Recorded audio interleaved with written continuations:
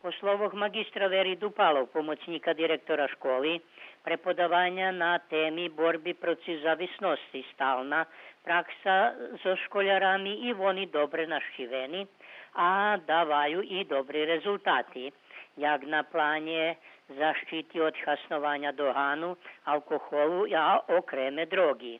Vševeci i školjaroh volonteroh, kotri se uključuju do roboti ekipov opštinskog Červenog križu.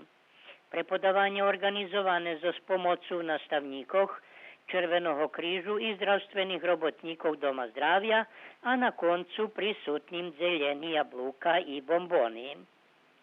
A na hraničnim prehodu Šit tovarnik policija zoparla 9 migrantov z Afganistanu, že bi u vecej kamionoh ilegalno prešli hranicu i stigli do žemoh Evropskej uniji.